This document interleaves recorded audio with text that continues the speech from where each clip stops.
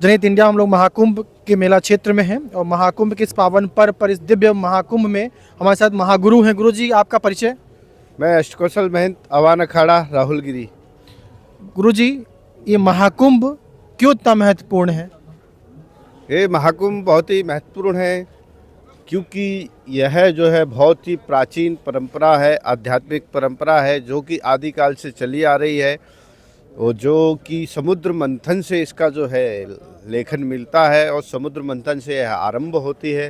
देव और दानवों में जब युद्ध हुआ था तो वह युद्ध 7 दिन तक चला था। 7 दिन में जो 4 बार वह जो है कलश को जो है संस्कृत में कुंभ कहते हैं, तो उस कुंभ से जो 4 बूंदें 4 जगह गिरी थी, इसमें एक प्रयागराज है, हरिद्वार है, उज्जैन है और नासिक है। तो प्रयागराज में वह समय आता है 3 साल 6 साल में एक बार। तो 6 साल के पश्चात 12 साल में एक महाकुंभ आता है और इस महाकुंभ में 144 साल के बाद ऐसा योग बन रहा है जो कि 144 साल पहले उत्पन्न हुआ था। वह योग इस कुंभ में बना है, इसलिए यह कुंभ बहुत ही खास है और दिव्य है और भव्य है।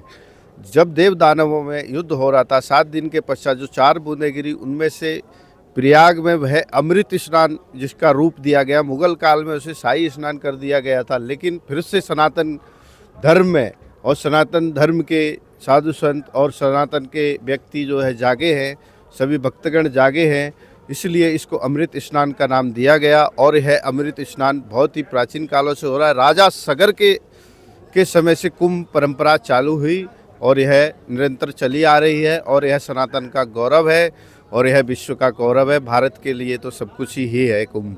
गुरु जी, अगला सवाल है। गुरु जी, ये जो नागा परंपरा होती है, तो नागा इसमें पूरे भारत में एक आकर्षण का केंद्र बना हुआ है कि नागा क्या होते हैं, कैसे बनते हैं, इस पर प्रकाश थोड़ा डालेंगे आप? है जो नागा परंपरा के अखाड़े आदि गुरु शंकराचार्य जी ने स्थापित किए, जिसमें से 7 अखाड़े हैं।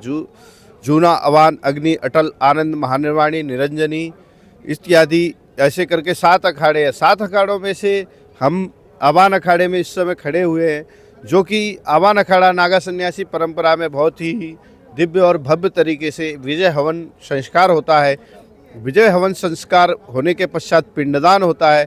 पिंडदान होने के पश्चात उसको जो है दिगंबर सन्यासी बनाया जाता है, अवधूत सन्यासी बनाया जाता है। मंत्र दीक्षाएं होती हैं, योग, जप, तप, हठयोग, तंत्र क्रियाएं, मंत्र क्रियाएं, यंत्र क्रियाएं, जैसी भी व्यक्ति सीखना चाहता है उसके अनुरूप उसको जो है सिखाया जाता है, क्योंकि एक व्यक्ति हर चीज़ नहीं कर सकता। इसलिए अलग अलग महात्माओं को अलग अलग रूप से अलग अलग प्रकार की विद्याएं दी जाती हैं, जिसमें अघोर परंपरा भी आती है। वह सभी यह 7 अखाड़ों से ही निकलती है। जो भी परंपरा है इस विश्व में वह अखाड़े से ही निकली है। गुरु जी, आपने कहा पिंडदान अघोर परंपरा, इस पर प्रकाश थोड़ा डालेंगे? पिंडदान क्या, अघोर परंपरा क्या है? पिंडदान मतलब हम स्वयं का पिंडदान कर देते हैं, जिससे जो है हमारी अगर मृत्यु भी हो जाए कहीं तो फिर हमारे को किसी कर्म क्रिया की आवश्यकता नहीं है, क्योंकि महात्मा लोग पहले जो परंपरा थी जंगल में चले जाया करते थे।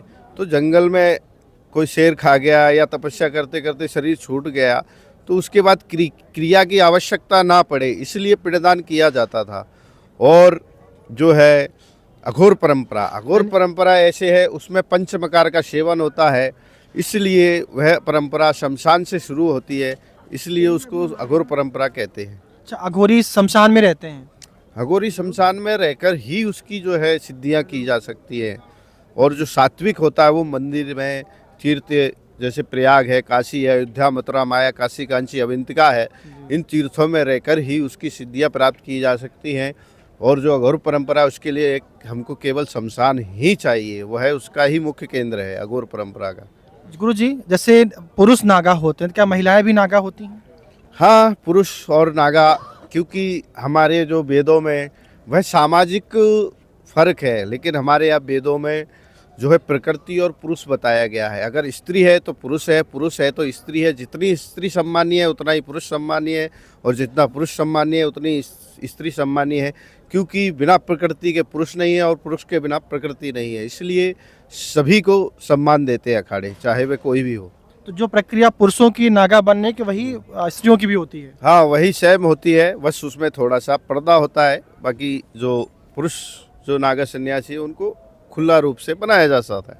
आपने कहा अमृत स्नान क्या है? अमृत स्नान, जो उस समय देवता और दानवों में युद्ध हुआ था, उस समय जो अमृत की बूंदें गिरी थी, उसी काल में, उसी बेला में, उसी समय जो अमृत स्नान होता है, उसी अमृत स्नान कहते हैं। आपने वो बड़ी बात बोली, उसी बेला, उसी समय में, जिस समय वो अमृत छलका था, गिरा था, एग्जैक्ट उसी टाइम पर, उसी मुहूर्त में स्नान करना पड़ता है। अमृत स्नान तभी माना जाता है। हाँ।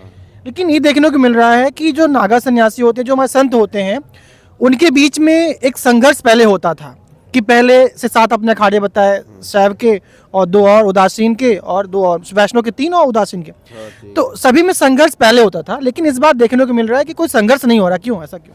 ऐसा है, जीवन में अनेक प्रकार की राजनीतियाँ होती हैं।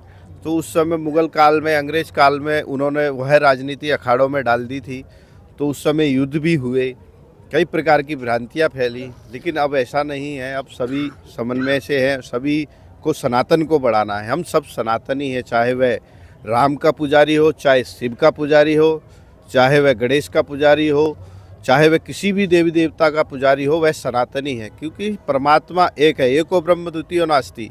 परमपिता परमात्मा एक है, और जो है उसका कोई रूप नहीं है, कोई स्वरूप नहीं है, वह निराकार है, और उसका रूप स्वरूप है। तो फिर वह ब्रह्मा भी है, वह विष्णु भी है, वह ईश्वर भी है, वह यीशु भी है, वह अल्लाह भी है। जी। नहीं तो वह परमात्मा नहीं है। सनातन या किसी भी धर्म का वैभव और उसका जो स्वरूप होता है, उसके भक्तों पर, उसमें भक्त घेरे हुए हैं आपको। आप इस अखाड़े के महंत भी हैं, तो आप एग्जैक्ट बताएंगे कि सनातन को जो मानने वाले लोग हैं, पाकिस्तान पहले हुआ करते थे, अफगानिस्तान में, श्रीलंका में, बांग्लादेश में, लेकिन कम होते चले गए।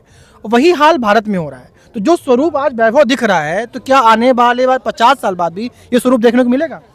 देखो, ऐसा है, सच्चित आनंद, जो सच्चिदानंद की प्राप्ति करा दे, वह सनातन है। सनातन कोई धर्म नहीं है।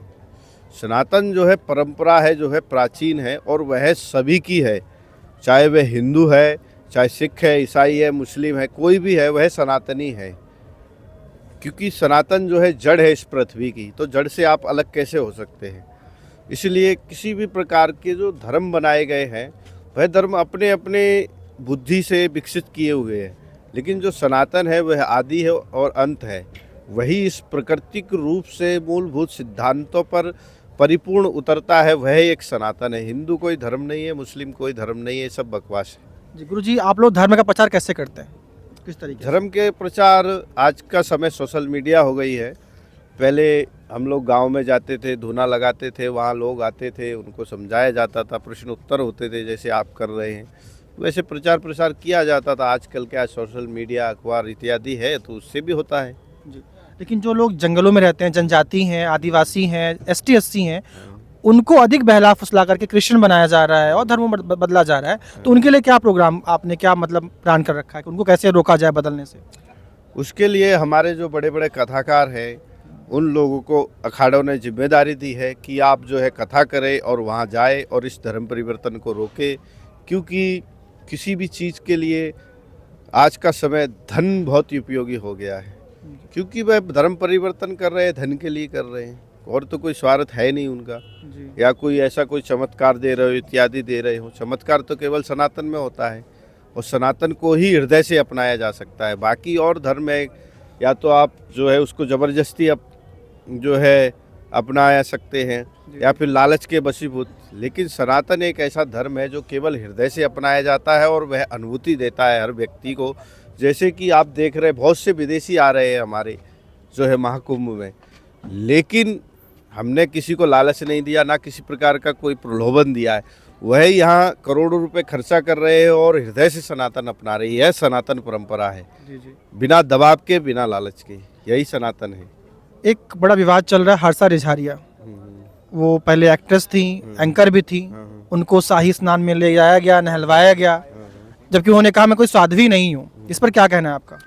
ऐसा है, यह महाकुंभ है, हर एक सनातन धर्मी का धर्म है कि वह यहाँ आ सकता है, स्नान कर सकता है। वह पेशे से चाहे कोई भी हो, इससे जो है कोई लेना देना किसी को नहीं होना चाहिए। क्योंकि यह जो है, जो शरीर है, तो शरीर का एक धर्म होता है, तो धर्म के अनुसार कुंभ में आने का अधिकार सभी को है, चाहे वह एक्टर हो, चाहे प्रोड्यूसर हो, चाहे वह खिलाड़ी हो, चाहे वह फिल्म निर्माता हो, या फिर वह नृत्यांगना हो।